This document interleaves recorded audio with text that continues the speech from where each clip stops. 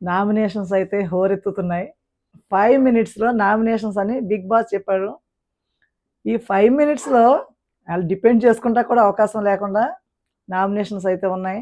Nominations వేయటానికి వీళ్ళకి చాలా పాయింట్స్ ఉన్నాయి. కానీ తెలివిగా అందరూ కలిసి గౌరవం మీద వేశారని నాకైతే అనిపిస్తుంది. అందరూ కలిసి సేఫ్ నామినేషన్‌లు వేశారనిపిస్తుంది. మొత్తం మూకుమ్మడిగా గౌరవం మీదకెళ్లారు. ఎన్ని పాయింట్స్ ఉన్నాయి వేయటానికి వీళ్ళకి. అయినా సరే తనూజ గాని, పవన్ కళ్యాణ్ గాని, దివ్య గాని వీళ్ళందరూ కూడా సేఫ్ నామినేషన్స్ వేశారు. ప్రతి ఒక్కరు కూడా ఓహో! ఇతనికి తెలుగు రాదు కదా!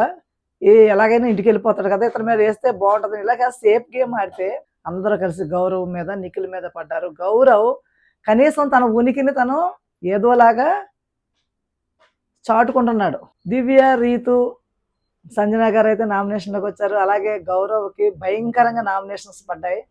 పాపం ప్రతిసారి డిపెండ్ చేసుకున్నాడు.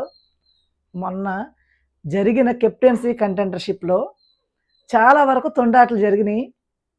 నాగ్ సార్ కూడా తిట్టారు. అయినా సరే ఇలా సేఫ్‌గా నామినేషన్స్ ఏస్తే ఎలా విన్నర్ అవుతారు?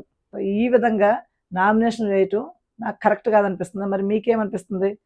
కామెంట్ చేయండి.